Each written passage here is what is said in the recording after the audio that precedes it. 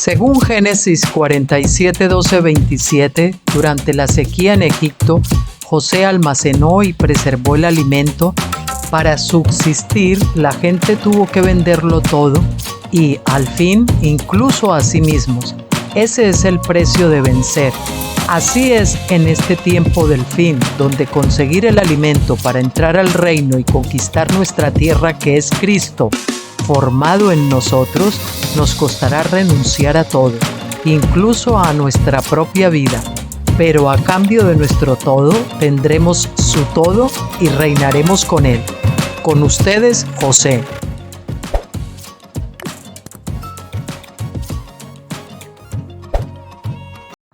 Hola, muy buenas tardes, queridos amigos y hermanos, aquí con ustedes de nuevo.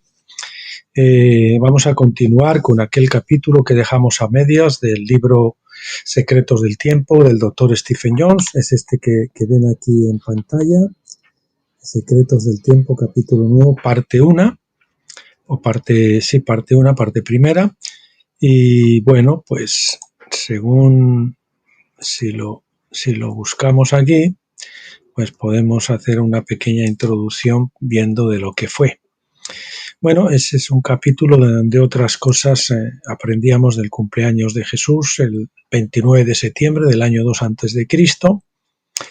Después también veíamos que la fecha del 25 de diciembre es probablemente, casi con toda seguridad, según el estudio cronológico del Dr. Jones, la fecha en que llegaron no al portal de Belén, como se representa habitualmente, sino a una casa, porque ya estaban en una casa, ya fue 3 meses después del nacimiento de Jesús, los Reyes Magos, y por eso algunas naciones, creo que es la Iglesia Ortodoxa y también la Iglesia de Inglaterra, celebran el 28, el 29 de diciembre, el Día de los Santos Inocentes, ¿no?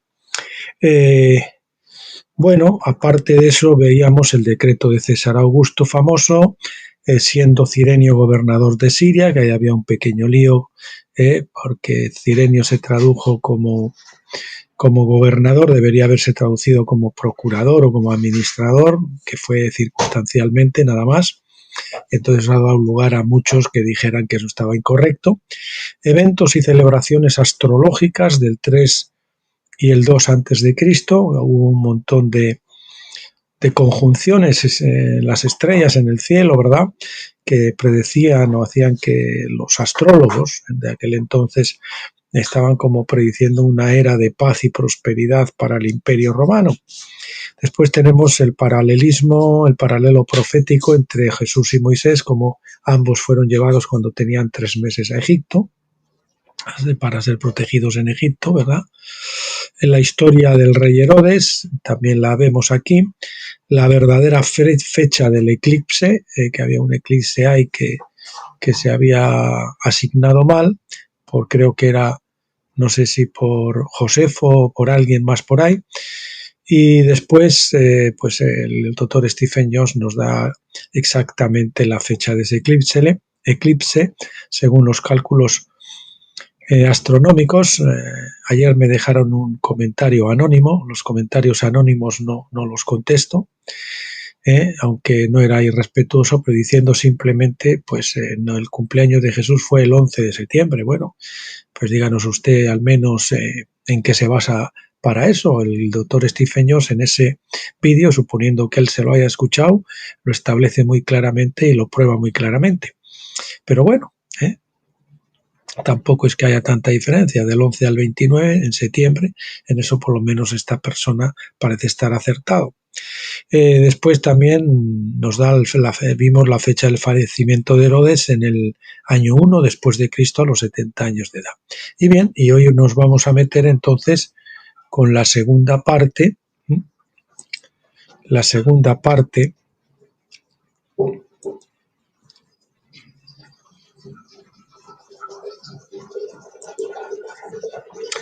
que comienza donde nos habíamos quedado, con el nacimiento de Jesús, fechado ahora por Tertuliano, un abogado romano que además era cristiano y que tenía acceso pues a muchos documentos y demás. Bueno, decirles también que hoy es jueves 18 de abril de 2024 y que ahora mismo son las 19:13 en España.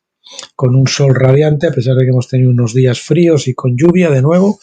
Parece que nos viene ahora también otros 3 o 4 días de buen tiempo y después vamos a volver a bajar pues a 13 grados de nuevo, así que estamos con esos toboganes de primavera y también con las abril aguas 1000, porque está lloviendo bastante este mes. Bien, ninguno de los antiguos historiadores o padres de la Iglesia coloca su nacimiento antes del 3 antes de Cristo. La mayoría cuenta su nacimiento en lo que hoy llamamos el año 2 antes de Cristo. Tertuliano nació alrededor del 160 después de Cristo. Él era un abogado romano, uno de los líderes de la Iglesia primitiva más educados y destacados. El conocimiento de Tertuliano de la historia romana era tan fresco como el conocimiento de la Guerra Revolucionaria Americana lo es hoy. Tenía fácil acceso a todos los registros del Imperio Romano, por lo cual él podría datar el nacimiento de Jesús. En el 198 después de Cristo, Tertuliano escribió una respuesta a los judíos donde se comentaba el año del nacimiento de Jesús. Allí decía: veamos, por otra parte, cómo el año 41 del imperio de Augusto, cuando él había estado reinando desde hacía 28 años después de la muerte de Cleopatra, el Cristo es nacido.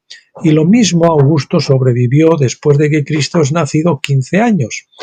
Después de que Cristo fue nacido, vamos a ver, fue nacido 15 años, y los tiempos restantes de años al día del nacimiento de Cristo nos traerán a la muerte de Cleopatra. Recuerde, Tertuliano vivió algunos siglos antes de Dionisio, el que sacó el calendario gregoriano que usamos ahora, por lo que no fechó los eventos de acuerdo con antes de Cristo o después de Cristo. En su lugar, él fechó estos eventos de acuerdo a la historia de Roma que le era tan familiar. Y aquí tienen ustedes, si quieren, un infograma de cómo se sacan la fecha a partir de los datos que da Tertuliano del nacimiento de Jesús, pues teniendo en cuenta cuando Augusto Octavio fue nombrado primer cónsul de Roma, o primer cónsul de Roma, después también la muerte de Cleopatra, el nacimiento de Jesús y la muerte de Augusto. Tertuliano fecha el nacimiento de Jesús de 3 maneras. Primero, dijo que Jesús nació en el año 41 de Augusto. Sabemos que Augusto, es decir, Octavio, comenzó a reinar en el año 43 a.C., por lo que Octavio conoció más tarde como cónsul Augustus. Por lo que Octavio, conocido más tarde como cónsul Augusto, vamos a ponerlo en castellano en vez de en latín, fue nombrado en primer lugar en Roma el 19 de agosto el año 43, el 19 de agosto del año 43 a.C. Esto es cuando la historia romana data el comienzo del reinado de Octavio. Su año número 41 ocurrió del 3 a.C. hasta el año 2 a.C. Según Tertuliano, también nos dice que Augusto vivió hasta 15 años después del nacimiento de Jesús. Los historiadores romanos nos dicen que Augusto murió el 19 de agosto del 14 después de Cristo. Murió precisamente 56 años después del día en que se había convertido en primer cónsul de Roma, por lo que vamos a ponerlo primer cónsul como título, primer cónsul, vamos a poner con mayúsculas, primer cónsul de Roma, por lo que todos los historiadores escribieron esta inusual coincidencia. Así que, según Tertuliano, Jesús habría nacido unos 15 años antes del 14 después de Cristo o 2 antes de Cristo, como se calcula. Recuerde que no hay año cero. Esto fue 15 años antes de que Augusto murió y fue el 41º año de su reinado, el año 41. Bien, decíamos que murió precisamente 56 años después del día en que se había convertido en primer cónsul de Roma, por lo que todos los historiadores escribieron esta inusual coincidencia. Así que, según Tertuliano, Jesús habría nacido unos 15 años antes del 14 después de Cristo o 2 antes de Cristo. Como se calcula, recuerde que no hay año cero. Esto fue 15 años antes de que Augusto murió y fue el 41º año de su reinado. Por último, Tertuliano también dice que el año 41 de Augusto, cuando nació Jesús, fue el 28º año tras la muerte de Cleopatra. Por último, Tertuliano también dice que el año 41 de Augusto, cuando nació Jesús, fue el 28º año tras la muerte de Cleopatra. Perdón por las repeticiones, porque es que ha habido por aquí unas interrupciones y he tenido que cortar el vídeo. Una de las fechas clave en la historia de Roma es la batalla de Actium, cuando las fuerzas navales de Octavio derrotaron a las de Marco Antonio y Cleopatra. Esta batalla es de fecha 2 de septiembre del 31 a.C. Un año más tarde, en lugar de enfrentar la cautividad y la posible ejecución, ella y Marco Antonio se suicidaron en agosto del 30 a.C.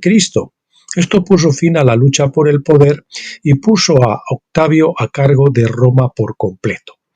3 años más tarde, el Senado romano le proclamó Augusto.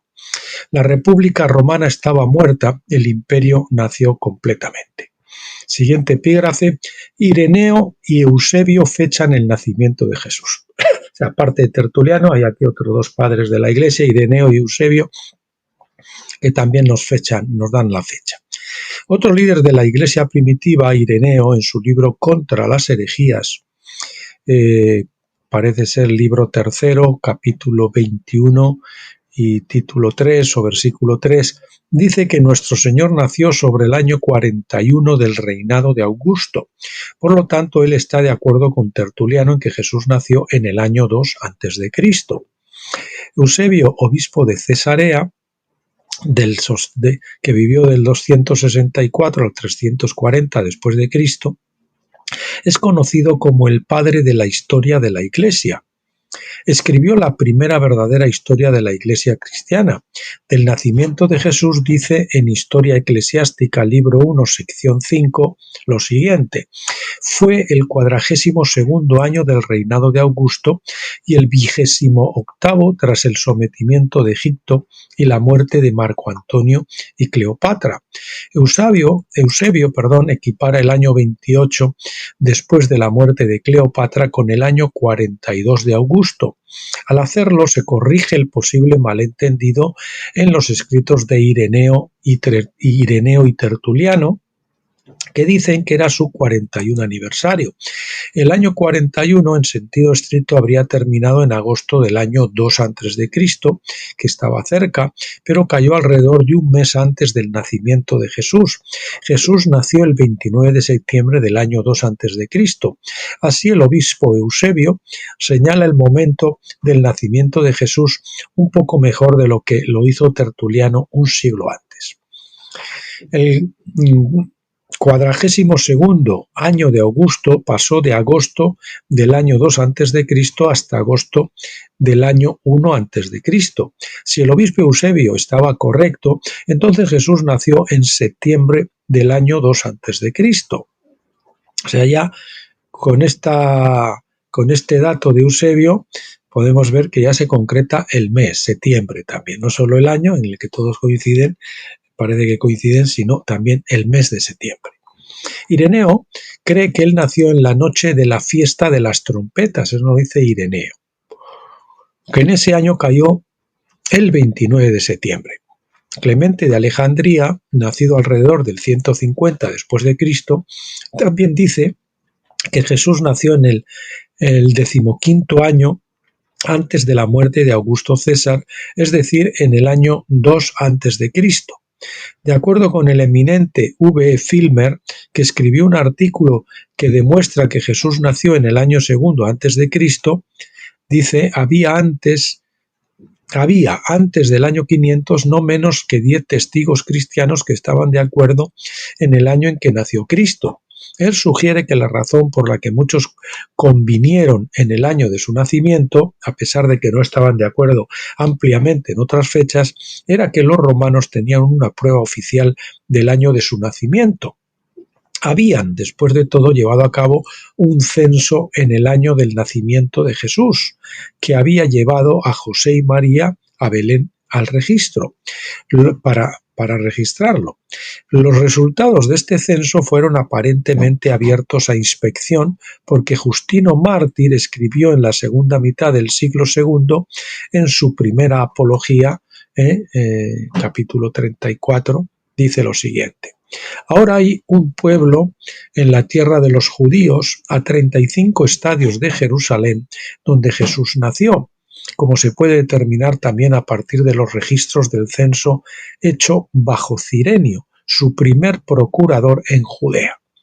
Y así llegamos a la conclusión de que muchos líderes de la Iglesia están de acuerdo en la fecha del nacimiento de Jesús, porque los registros romanos estaban abiertos para que todos los vieran.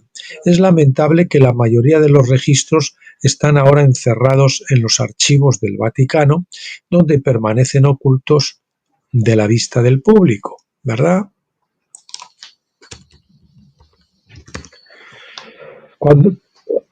Siguiente epígrafe. ¿Cuándo fue el 30º cumpleaños de Jesús? Si Jesús nació en septiembre del año 2 a.C., entonces él habría sido bautizado para comenzar su ministerio a la edad de 30 años en septiembre del año 29 después de Cristo. El Nuevo Testamento no dice el comienzo del ministerio de Jesús, pero sí dice que él tenía 30 años cuando comenzó a ministrar. Lucas 3:23 dice que Jesús tenía dice aproximadamente 30 años de edad cuando comenzó su ministerio. En el idioma griego, la palabra aproximadamente no significa aproximadamente como la entendemos en castellano hoy, sino que significa precisamente o muy cerca de los 30 años de edad. Con el ministerio de Jesús tenemos que partir desde el comienzo del ministerio de Juan el Bautista, que era unos 6 meses mayor que Jesús y que igualmente debe haber comenzado su ministerio a la edad de 30, ya que la ley lo prescribía así para los rabinos, ¿no? Para los sacerdotes. Números 4, 2 al 3 dice: toma la cuenta de los hijos de Coat, de entre los hijos de Leví, por sus familias, según las cartas de sus padres, de edad de 30 años arriba hasta 50 años, todos los que entran en la lista para servir en el tabernáculo de reunión. Sabemos por Lucas 1:36 que la madre de Juan tenía 5 o 6 meses de embarazo de él cuando María concibió del Espíritu Santo, así que esto hacía a Juan 5 o 6 meses mayor que Jesús. Juan era de una familia sacerdotal, como nos dice Lucas 1:5, y así como Jesús habría iniciado su ministerio independiente, de pleno derecho, independiente de pleno derecho a la edad de 30. Él cumplió 30 años en la primavera de algún año y sabemos que Jesús comenzó su ministerio en el otoño de ese mismo año, también a la edad de 30. Siguiente epígrafe: el año 15º de Tiberio César. Tanto Juan como Jesús comenzaron su ministerio en el año 15º de Tiberio César. Lucas 3 del 1 al 3 dice: ahora bien, en el año 15º del imperio de Tiberio César, la palabra de Dios vino a Juan, hijo de Zacarías, en el desierto, y él fue por toda la región contigua al Jordán, predicando el bautismo del arrepentimiento para perdón de los pecados. Ya que la Biblia da la fecha de su ministerio de acuerdo a la historia romana, debemos mirar a la historia romana para fijar la fecha de comienzo del ministerio de Juan.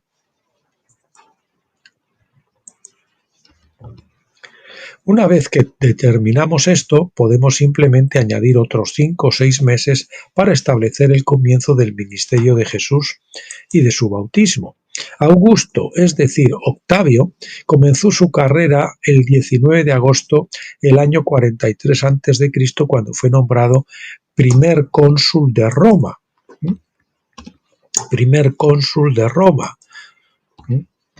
Murió precisamente 56 años después, el 19 de agosto del 14 después de Cristo. Después debido a esta inusual coincidencia, muchos historiadores romanos lo mencionan en sus escritos, por lo que es una de las fechas más consolidadas en la historia romana, de la historia romana.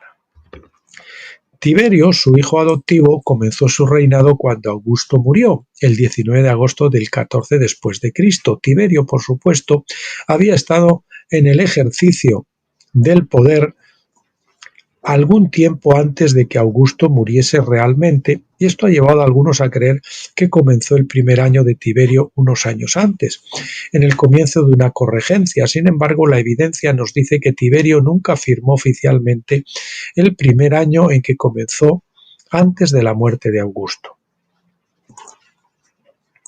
en que comenzó su reinado antes de la muerte de Augusto. Adam Rutherford nos dice en su Cronología de la Biblia, página 450, que poco después de que Tiberio comenzó a reinar, fueron acuñadas en su honor monedas en Antioquía. Estas fueron doble fechadas, con el primer año de Tiberio y el 45º año tras la batalla de Actium, el 2 de septiembre del 31 a.C. Los historiadores romanos a menudo sitúan su historia de acuerdo a la Actium época, que comenzó en septiembre del 31 a.C. Teniendo en cuenta que no hubo año cero, el 45º año de la Actium época se extendería desde septiembre del año 14 después de Cristo hasta septiembre del 15 después de Cristo. Estas monedas prueban que el primer año de Tiberio cubrió del 14 al 15 después de Cristo. No importa lo que algunos puedan decir sobre Tiberio gobernando como corregente con Augusto en los últimos años de su vida. Como afirma Rutherford, no se conoce ningún caso en que los años del reinado de Tiberio fueran contados a partir de su asociación parcial anterior con Augusto. El mismo libro en la página 451. Un par de años más tarde, más monedas fueron acuñadas y con fecha del tercer año de Tiberio y el 47º de la era Actium. Una vez más, estas demuestran que el reinado de Tiberio fue oficialmente reconocido en su tiempo como comenzando en el 14 después de Cristo. Tiberio nunca intentó extender la duración de su reinado, afirmando los últimos años del reinado de Augusto sobre la base de una corregencia. Así que el 15º año de Tiberio se extendió desde agosto del 28 después de Cristo hasta agosto del 29 después de Cristo. En su soberanía, Dios se encargó de que nos gustara saber con precisión cuándo Juan comenzó su ministerio. De lo contrario, habría sido información inútil saber que él comenzó a predicar en el 15º año de Tiberio. Pero Dios no nos dejó colgados, ¿verdad? Colgando. Sabemos que Juan comenzó a predicar en la primavera del 29 después de Cristo. Esta fue la única temporada de primavera en el 15º año de Tiberio César. Siguiente epígrafe. Jesús nació en la fiesta de las trompetas. Aquí, esto se fija astrológicamente en que cayó la fecha de las trompetas de ese año, por lo tanto, es fácil saber el día exacto, ¿no? Hay algunos que creen que Jesús nació en el primer día de la fiesta de tabernáculos, Tirri 15, que fue circuncidado al octavo día de tabernáculos en Tirri 22. Esa teoría es plausible solo porque es el momento en que Cristo nacerá en nosotros, en el momento señalado en el futuro. Pero Jesús mismo nació en la noche de las trompetas Tirri 1, el 1 de Tirri. En la noche de las trompetas del 1 de Tirri. En la ley, Dios estableció 3 días santos muy importantes en el otoño del año. Todos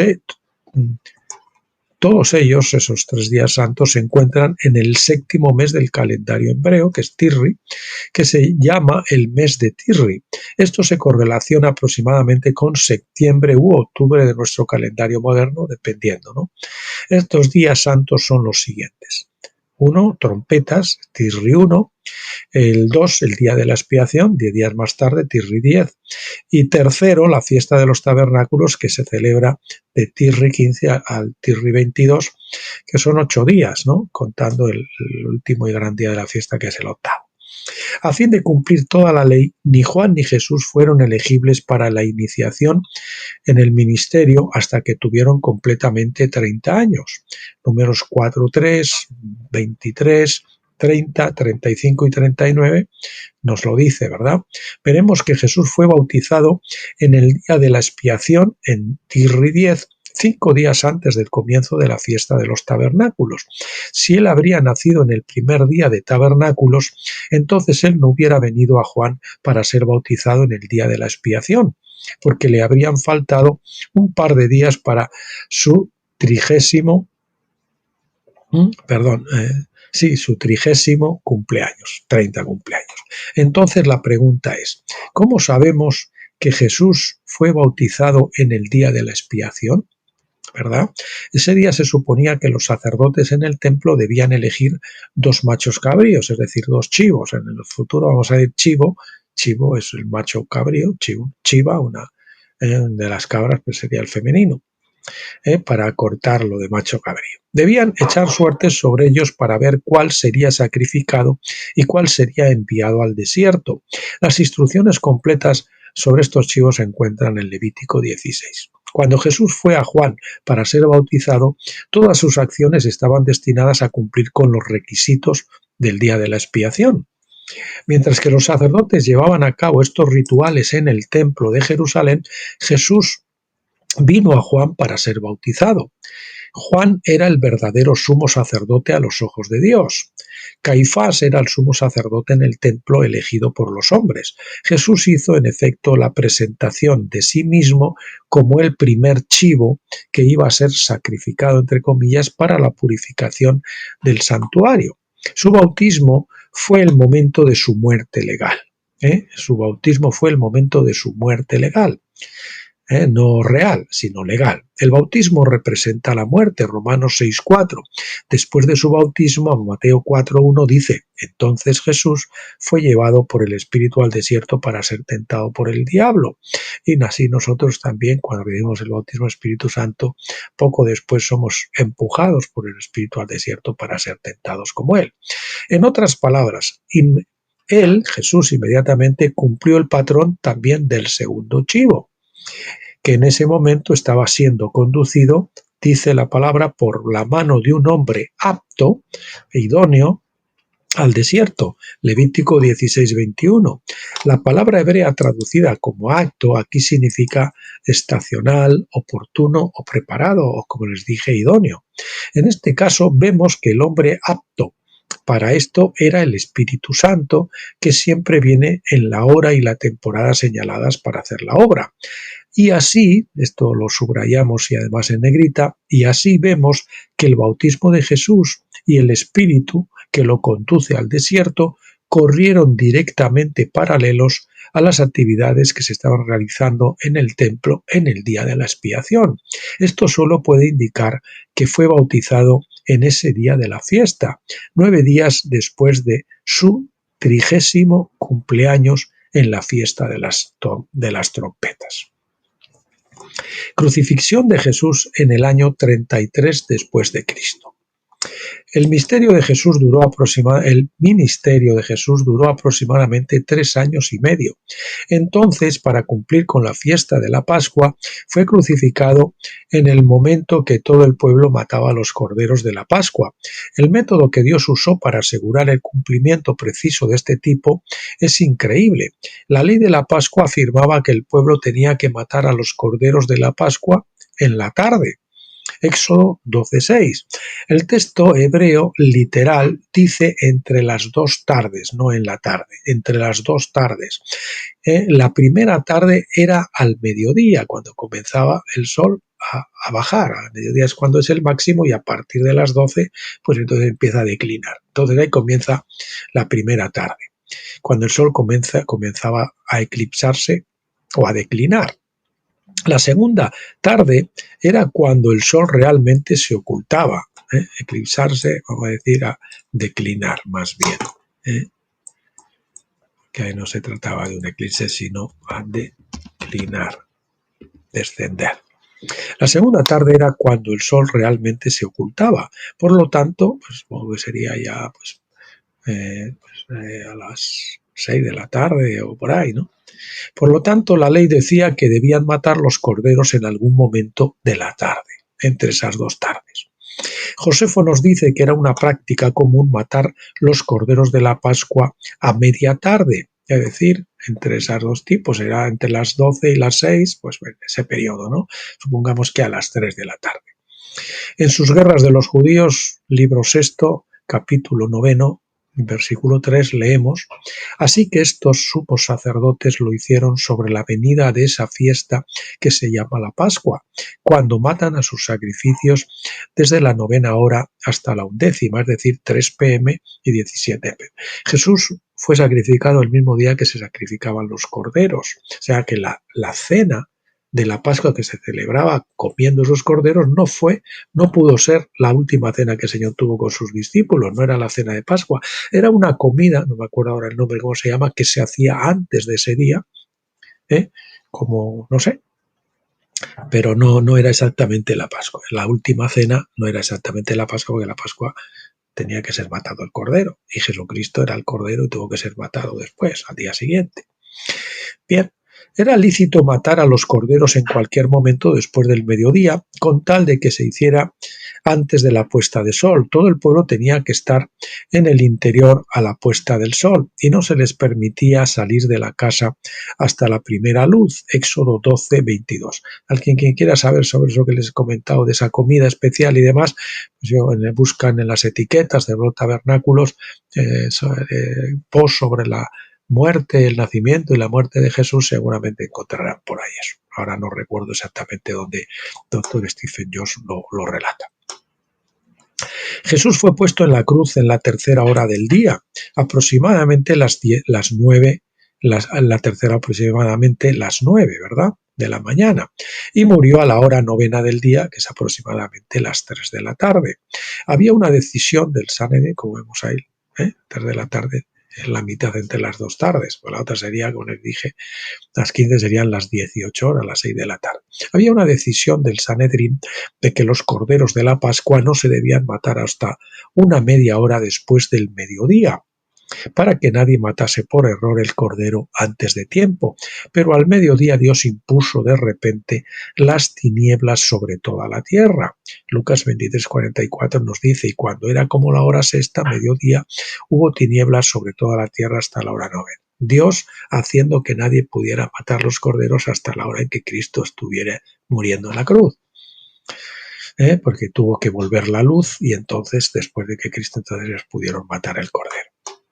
Por lo tanto, las tinieblas, dice, cubrieron la tierra durante 3 horas, entre las 3 aproximadamente de la tarde y entre las 12 y las 3 de la tarde. Eso habría sido ilegal. La gente estaba sin duda muy preocupada por esto, ya que no podían matar los corderos. Repito, por lo tanto, las tinieblas cubrieron la tierra durante 3 horas, desde el mediodía hasta las 3 de la tarde. La gente estaba sin duda muy preocupada por esto, ya que no podían matar los corderos de la Pascua en la oscuridad. Eso habría sido ilegal. Uno solo puede imaginar el alivio que deben haber sentido cuando el sol finalmente salió a la hora 9ª. A las 6 de la tarde. Inmediatamente miles de corderos fueron apresuradamente matados por una ciudad llena de gente preocupada, y en ese momento Jesús murió como el verdadero Cordero Pascual que había venido para quitar el pecado del mundo. A las 3 de la tarde, no a las 6, a las 3 de la tarde, todavía era la media tarde exactamente, ¿verdad? Según Kullek y el libro de Mike Clerk sobre los eclipses mencionados anteriormente, hubo un eclipse lunar al final de esa misma tarde. Recuerde que la Pascua siempre se celebraba en luna llena porque era el día 14 del mes lunar, así que de vez en cuando habría un eclipse lunar en ese día, aunque muy rara vez habría sido visible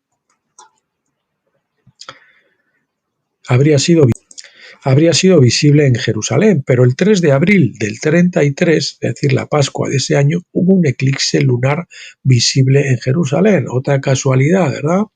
Fue visible en el Imperio Romano de Occidente sobre las 3 p.m. y en Jerusalén a las 5:10 p.m. Cuando la luna se elevó sobre Jerusalén aquel día fatídico, ya estaba en eclipse, ya que incluso José de Arimatea se apresuraba para enterrar el cuerpo de Jesús en su propia tumba. Sabemos por el relato de Lucas que una oscuridad sobrenatural cubrió la tierra desde la hora sexta hasta la hora novena, desde las 12 hasta las 3 de la tarde, desde el mediodía hasta las 3 p.m. Sin embargo, 2 horas después de que el sol volvió a aparecer, hubo un eclipse natural de la luna. Estas dos señales celestiales marcan la fecha de la crucifixión, el 3 de abril del 33. 3 de abril del 33, ¿por qué no lo marcan esos dos eclipses, verdad? Estas dos señales, no, perdón, el eclipse del sol y el eclipse de luna, sí, exactamente. Ahí fue, no, declinar, pues sí, yo antes había dicho un eclipse que empezó a declinar, perdonen un momentito. Bien, hemos dicho antes, había corregido declinar, pero no era una declinación normal, una puesta de sol normal, sino que era un eclipse, ¿verdad? Aunque también estaba declinando, ¿no? Pero bueno, en este caso el que se oscureciera fue debido al eclipse. Así que lo hemos corregido arriba. Sabemos por el relato de Lucas que una oscuridad sobrenatural cubrió la tierra desde la hora sexta hasta la hora novena, es decir, desde el mediodía hasta las 3 p.m. Sin embargo, 2 horas después de que el sol volvió a aparecer, hubo un eclipse natural de la luna. Estas dos señales celestiales marcan, como decíamos, la fecha de la crucifixión en el 3 de abril del 33, sin ninguna duda. Ahí tenemos la fecha de la muerte, si quieren celebrar el aniversario de la muerte de Cristo, también en el 3 de abril. Resumen de los acontecimientos. El siguiente epígrafe. Hemos establecido la evidencia, y ahora vamos a retar un resumen de todo esto, ¿verdad? Hemos establecido la evidencia histórica de que Jesús nació en septiembre del año 2 a.C. y lo hemos presentado con evidencia. Roma estaba celebrando su 750 años de historia, no sé cómo se dirá ese palabra en números ordinales, disculpen. Y Augusto César estaba celebrando su jubileo de plata. La paz reinaba en todo el imperio y las señales en los cielos llevaron a los astrólogos de todo el mundo a creer que el mundo estaba entrando en una nueva edad de oro. Hemos visto que el Senado romano aprobó un decreto que hizo a César Augusto el padre de la patria, Pater Patria, en febrero del año 2 a.C. De todo el mundo, que todo el mundo en el imperio tuvo que ratificar al año siguiente en esos registros, esos censos. José y María tuvieron que ir a Belén, su lugar de nacimiento, para este registro. Allí Jesús nació en septiembre de ese año. 3 meses más tarde, cuando aún estaba en Belén, los magos llegaron a Jerusalén preguntando por el rey recién nacido. El rey Herodes no estaba satisfecho y ordenó matar a todos los bebés de hasta 2 años de edad alrededor de Belén. José y María tomaron a Jesús y huyeron a Egipto, la casa de Faraón, para su custodia. Jesús tenía 3 meses de edad en ese momento, que era precisamente la edad en que Moisés fue llevado a la casa de Faraón para su custodia muchos años antes. Después de 2 semanas, el rey Herodes pronunció juicio sobre los conspiradores que habían derribado el águila dorada de Roma del templo, y esa noche hubo un eclipse de luna, el 9 de enero del año 1 a.C. Herodes murió 2 semanas más tarde, lo que la familia de Jesús aprovechó para volver a su casa en Nazaret. Cuando Jesús creció, vino a Juan para ser bautizado en el día de la expiación, en septiembre del año 29 después de Cristo. Este fue el 15º año del reinado de Tiberio César, el hijo adoptivo de César Augusto, que había muerto el 19 de agosto del 14 después de Cristo. El ministerio de Jesús duró 3 años y medio y fue crucificado en la Pascua el 3 de abril del 33. El 2000 cumpleaños de Jesús cayó en la fiesta de trompetas, 11 de septiembre de 1999. Esta fecha todavía el 2000 cumpleaños de Jesús sí que cayó en el 11 de septiembre, como nos decía nuestro amigo en el comentario en nuestro blog Graneros de José, donde pusimos el vídeo también. Esta fecha todavía puede llegar a tener una gran importancia debido a Oseas 6:1-3 que dice: venid y volvamos a Yahvé, porque él ha desgarrado y él nos curará, él hirió y él nos vendará, nos dará vida después de 2 días y en el tercer día nos levantará y viviremos delante de él. Por eso es importante calcular y saber el 2000 cumpleaños de Jesús, 2 días, 2000 años. Y conoceremos y proseguiremos en conocer a Yahvé, como el alba está fijada a su salida, y vendrá a nosotros como la lluvia de primavera que riega la tierra. El Salmo 90, Salmo 94 y Segunda de Pedro 3:8 parecen definir un día profético como 1000 años. Los eruditos y maestros de la Biblia han sugerido desde hace muchos años que la profecía de Oseas se cumpliría después de del 2000 cumpleaños de Jesús, o sea que estamos ya en el tiempo en que se puede cumplir esa profecía. No que se haya cumplido exactamente en el 2000 cumpleaños, sino que entramos en el tiempo en que se puede cumplir. Por supuesto, es decir, en este tiempo de transición de la edad de Pentecostés a tabernáculos. Por supuesto, incluso si esto es así, hay que tener en cuenta que Oseas dice estas cosas, que estas cosas podrían cumplirse en cualquier momento en el tercer día o tercer milenio, que digamos que está comenzando ya desde esa fecha del 11 de septiembre de 1999. Nosotros estamos simplemente marcando el inicio del tercer milenio del nacimiento de Jesús con el fin de dar cuenta de que el mundo ha llegado a otra fecha importante que tendrá efectos a largo plazo en la historia. Creemos que el reino de Dios ahora será predicado con mayor eficacia en toda la tierra. Creemos que las naciones vendrán a darse cuenta de que los gobiernos del hombre y toda la sabiduría humana no traerán paz a la tierra.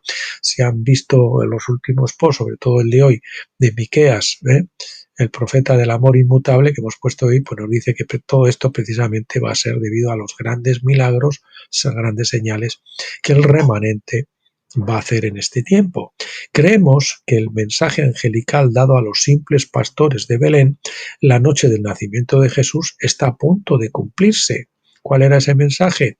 En la tierra, paz a los hombres, en la tierra, buena voluntad para con los hombres. Es decir, que empieza ese momento en que el Señor va a hacer que multitudes se conviertan. Bien, las 70 semanas de Daniel terminaron en el año 33 después de Cristo. Ya sabe que hemos visto esto también anteriormente cuando hemos estado estudiando las 70 semanas y demás. Así, aquí vamos a repetir un poco. Me crié como buen dispensacionalista, dice el doctor Stephen Jones, como muchos otros lo fueron. He leído muchas teorías que tratan de explicar el calendario de las 70 semanas de Daniel.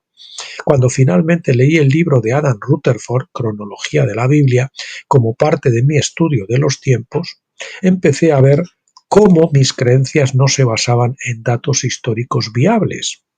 Empecé a ver que las fechas clave habían sido manipuladas para hacerlas girar de acuerdo a una comprensión previa sesgada, ¿no?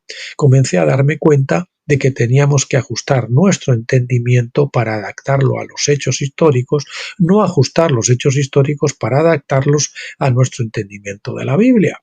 En otras palabras, las profecías deben entenderse a la luz de la forma en que realmente se cumplieron en la historia. La historia cumplió la profecía. De una vez que ya sabemos que esa profecía era cumplida en la historia, cómo se cumplió, pues si nosotros pensábamos de otra forma, pues tenemos que corregir nuestro pensamiento errático. El hecho cierto de la historia es que las 70 semanas de Daniel, es decir, 490 años, comenzaron en el 458 a.C.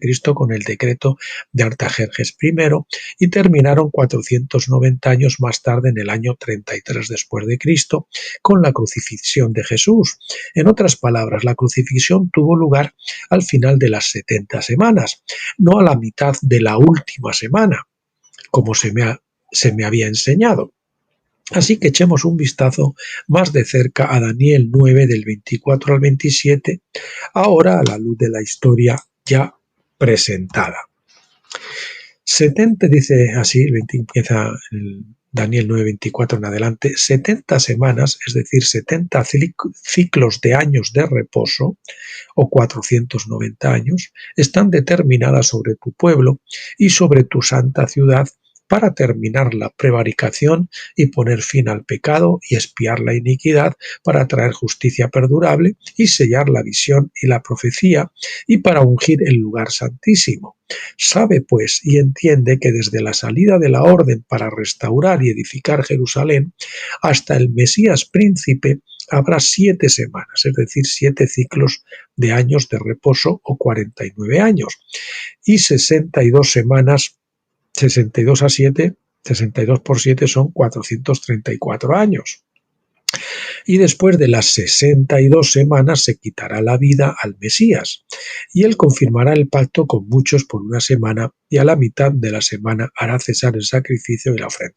Perdón, se me ocurre decirles que los que hayan descargado ahora el libro este, yo les recomiendo que lo vuelvan a hacer o que esperen a que terminemos el libro. Ya estamos en algo más adelante que la mitad, porque se están haciendo muchas correcciones y la verdad que había algunas correcciones importantes que había que hacer. Ahora en este último repaso, pues uno va captando mejor y va dándole el sentido más perfecto. Así que recuerden que cuando terminemos el libro lo republicaremos ya con todas las correcciones. No es nuestra intención hacer un estudio completo sobre este tema, ya que ocuparía un libro entero en sí mismo. La pregunta que debemos resolver aquí es el significado de los versículos 26 y 27. El Mesías iba a ser cortado en algún momento después del periodo de las 62 semanas. Los 3 periodos de tiempo de Daniel son los siguientes. Primero, 7 semanas, que son 400, que van del 458 a.C. al 409 a.C.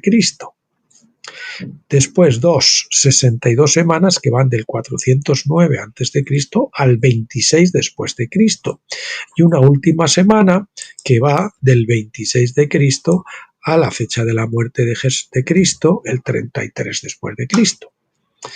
Bueno, avanzamos. La profecía de Daniel nos dice que el sacrificio y la ofrenda cesarían a la mitad de la última semana del año 26 al 33 después de Cristo. Esa era la última semana del 26 al 33 después de Cristo. Esto resulta ser el otoño del 29 después de Cristo, en concreto el día de la expiación de ese año. Aquí vemos el cese del sacrificio, dice a la mitad de la semana. Y esto es cuando, ¿será una simple coincidencia? Yo no lo creo. Cuando Jesús se presentó a Juan para ser bautizado. Por lo general suponemos que la crucifixión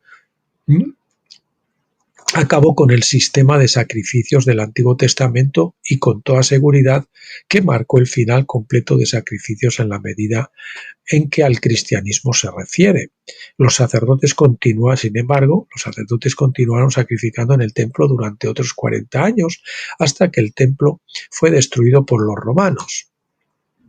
Voy a poner aquí, sin embargo, coma,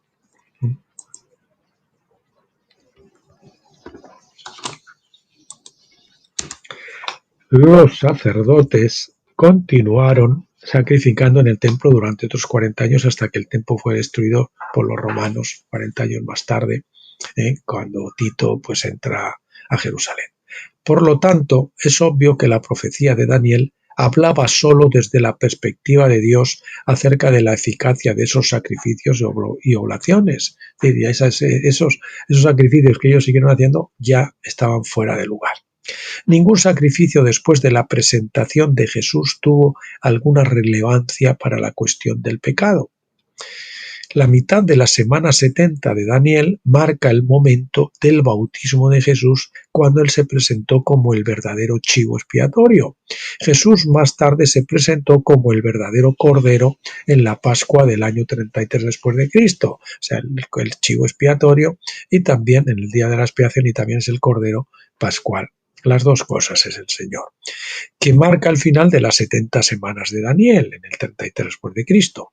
Estos son los dos grandes días en los que Jesús se presentó ante el Padre como el sacrificio por el pecado. El primero fue una muerte legal, día de la expiación, día de su bautismo, cuando murió, entre comillas, por medio del bautismo. El segundo fue su muerte real en la cruz. Hay dos grandes obras de Cristo para ser consideradas aquí, no solo una. Hasta ahora nosotros pensábamos anteriormente que solo había una obra y que todo había sido consumado, ¿no? Pero lo que se consumó fue la obra del primer chivo y de la primera paloma, pero había dos, había un segundo chivo y una segunda paloma. El primero cubrió el pecado, es decir, lo expió, lo tapó a los ojos de Dios. Pero el segundo chivo y la segunda paloma lo que hicieron es llevárselo lejos, es decir, quitar el pecado, llevárselo al desierto. Esas son las dos obras de Cristo. También hay un libro que tenemos, hay un artículo puesto de las dos obras de Cristo que también lo pueden buscar en el Tabernáculo, muy interesante. Los que entienden la ley de los dos chivos, de Levítico 16, al compararla con la ley de las dos palomas necesarias para limpiar a los leprosos en Levítico 14, comprenderán cómo funciona esto. Tanto el primer chivo como la primera paloma eran sacrificados, mientras que el segundo chivo y la segunda paloma eran liberados con vida. La primera era una obra de muerte. La primera obra de Cristo es una obra de muerte. La segunda es una obra de vida. Estas forman la base fundamental de las dos obras de Cristo en sus dos venidas. Primera y segunda venida. Por eso el Señor viene en la segunda venida, no solamente eso, sino viene a hacer una segunda obra que es quitar el pecado. La primera vez Jesús vino a morir y se espera que nosotros tenemos que morir con Él todos los días. Cuando Él venga por segunda vez con vida, los que hayamos muerto con Él también viviremos y reinaremos con Él. Pero si bien todas estas cosas son muy importantes para nuestra comprensión general, debemos limitarnos a la discusión de las 70 semanas de Daniel. Jesús fue cortado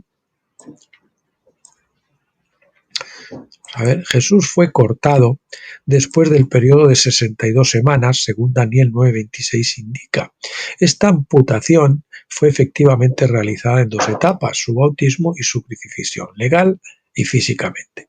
Creo que esta es la razón para que la profecía de Daniel esté redactada de la manera en que lo está y nos hable de la mitad de la semana. Daniel no nos dice que él sería cortado a la mitad de la semana 70, se limita a decir que sería cortado después del periodo de 62 semanas, es decir, después del 26 después de Cristo. Por lo tanto, debía ser cortado durante la última semana, que abarca los años 26 al 33 después de Cristo. Así que el Mesías fue cortado, pero se llevó a cabo en dos etapas. La primera al inicio de su ministerio, en el otoño del año 29 después de Cristo, y la segunda en la Pascua del año 33 después de Cristo. Sin embargo, Daniel 9:27 habla de esta última semana y señala la mitad de esta semana como el tiempo en que el sacrificio y la ofrenda cesarían. La historia nos muestra que Dios estaba hablando de su bautismo, no de la crucifixión. A los ojos de Dios, los sacrificios y las oblaciones, al menos las que se realizaban en el día de la expiación, se convirtieron en irrelevantes en ese momento, porque el verdadero chivo ya se había presentado a Dios. El hecho de que los sacerdotes del templo siguieran ofreciendo sacrificios y oblaciones mucho después de esta fecha no tiene ninguna consecuencia para nosotros. No es lo que los hombres hacen, sino lo que Dios dice, eso es lo importante. Lo que Dios dijo que ahí y hizo que las cosas ocurrieran así para enfatizar el día de la expiación, pues lógicamente si el Señor lo ve así, nosotros tenemos que verlo así. Los sacrificios no habrían de cesar en realidad durante muchos años, pero a los ojos de Dios estos habían terminado en el 29 después de Cristo, fecha en que se bautizó Jesús en el día de la expiación de ese año. Hebreos 9, del 12 al 14 dice: y no por la sangre de machos cabríos ni de becerros, sino por su propia sangre, entró una vez para siempre en el lugar santísimo, habiendo obtenido eterna redención. Porque si la sangre de los toros y de los machos cabríos y las cenizas de la becerra, de la vaca, rociadas a la vaquilla roja, ¿verdad?, rociadas a los inmundos, se santifican para la purificación de la carne, cuanto más la sangre de Cristo, el cual mediante el Espíritu Eterno se ofreció sin mancha a Dios, limpiará vuestras conciencias de obras muertas para servir al Dios vivo. Bien, recuerden que tienen previsto, yo creo, que hacer este sacrificio, que va a ser una blasfemia tremenda, ¿no? La vaca lazana para este 22, la Pascua de este mes. Ahí tienen unas vaquillas que se han portado a Estados Unidos, alguien que no puede tener ni un pelo que no sea rojo. En fin, las han seleccionado, la tienen ahí, quieren sacrificar esto y entonces lo hacen porque tienen que purificar los terrenos del templo, y luego derribar, lógicamente, entonces para poder entrar allí, y ellos mismos también tienen que ser rociados, no solo los terrenos del templo, sino ellos mismos, los que vayan a ministrar allí, se supone que con las cenizas de la vaca roja. Entonces, si hacen realmente esto, puede ser una fecha clave para que la mano de juicio de Dios caiga muy rápido. La teoría habitual es que el reloj se detuvo, eso es lo que nos enseñaron a la mitad de la semana y que ahora recomenzaba, ¿verdad? Después de 2000 años casi, el reloj se ponía en marcha otra vez. Decía, ya el reloj se comenzaba ya sea al principio de la semana 70 o a la mitad de ella y se reanudaría en algún momento en el futuro. Se reanudaría en algún momento y que se reanudaría en algún momento en el futuro. Estas opiniones se vuelven irrelevantes una vez que vemos que Jesús fue crucificado en efecto al final del periodo de 490 años. Ese es el número importante. El bautismo de Jesús a la mitad de la semana no detuvo ningún reloj. El bautismo de Jesús no detuvo ningún reloj. Por otra parte, Daniel 9:27 no está hablando de un anticristo. Noten esto, no está hablando de un anticristo que pondrá fin a modernos sacrificios del templo, a los modernos o actuales que quieren hacer sacrificios del templo de Jerusalén. Es volver para atrás, otra vez a hacer del templo una carnicería con sacrificio de animales después de que Cristo, el Cordero, ha sido ella. Pues lógicamente es una blasfemia. Y parece mentira que los cristianos nos tragáramos durante tanto tiempo ese tema, ¿no? Bien, los modernos sacrificios del templo de Jerusalén en algún momento futuro. Está hablando de lo que sucedió en el bautismo de Jesús. Jesús es el que puso fin al sistema de sacrificios y Jesús es el que confirmó el nuevo pacto con muchos durante esa semana del 26 al 33 después de Cristo. No un anticristo, sino Jesús.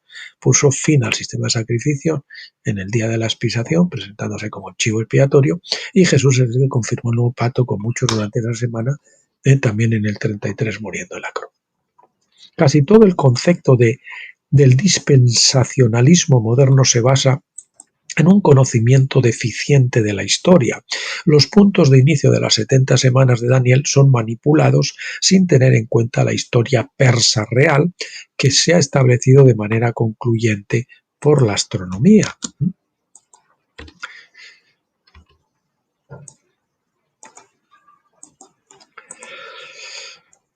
Por la astronomía, de forma concluyente, se ha establecido la muerte de Cristo y las 70 semanas de forma concluyente por la astronomía. Las fechas son manipuladas con el fin de hacer que la fecha de la crucifixión de Jesús encaje en sus visiones de la profecía. Lo han crucificado a la mitad de la semana 70 con el fin de parar el reloj y empujar la última semana o media semana hacia el futuro 2000 años, casi nada.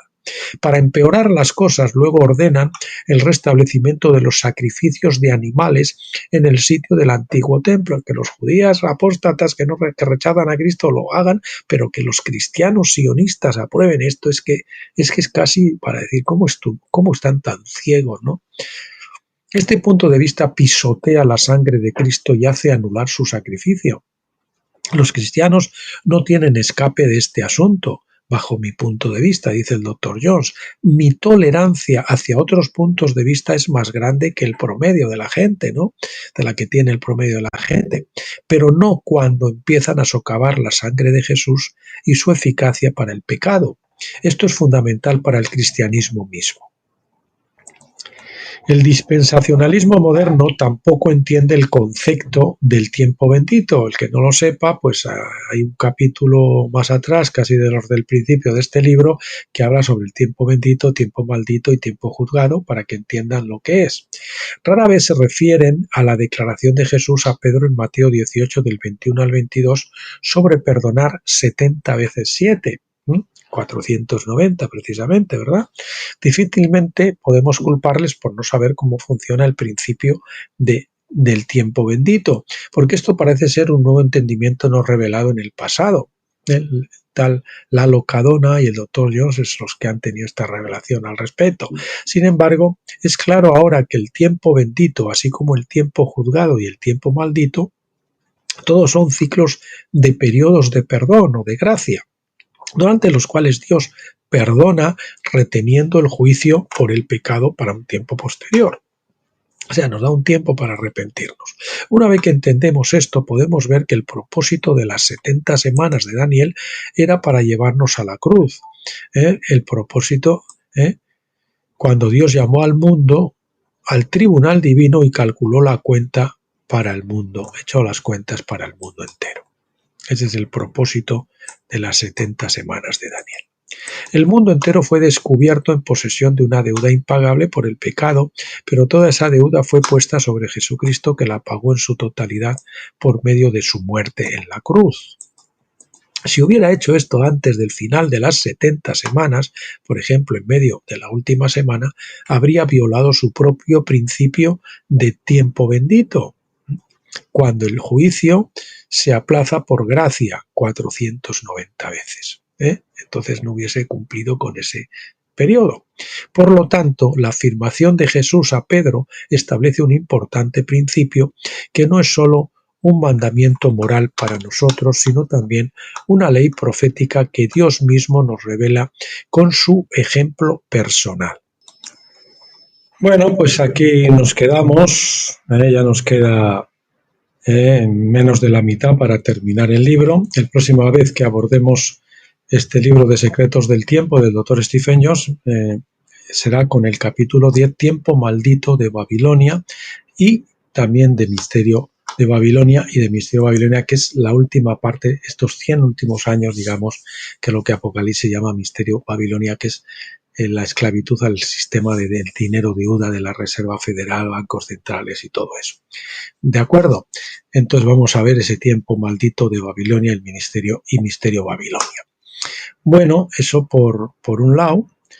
Y por otra parte, ya entonces para mañana, o si no para después el lunes, si mañana no podemos hacer vídeo, pues estaremos viendo el capítulo 11 del libro Jubileo de la Creación del Dr. Stephen Jones. A este sí que nos queda todavía menos, porque ya vamos por la página 144 de 223, un poco menos de la mitad, y veremos, continuaremos. La otra vez vimos la restauración de todas las cosas, ahora vamos a ver el capítulo 11, predestinación y elección. Vamos a ver ese tema, ¿no? Y bueno, pues nada más, queridos amigos y hermanos, eso es todo lo que teníamos para hoy. Gracias a los valientes que me han acompañado hasta el final. Bendecirlos a todos en el nombre del Señor Jesucristo, emplazarlos para mañana, para que vengan, para que me acompañen a hacer el vídeo de mañana. Y si no puede ser mañana, pues también les deseo que pasen un feliz fin de semana, renovados en espíritu y alma y cuerpo, relajarse, divertirse, pero también renovarse en el espíritu. Muy bien, pues nada, como siempre les digo, hasta entonces, pasen bien.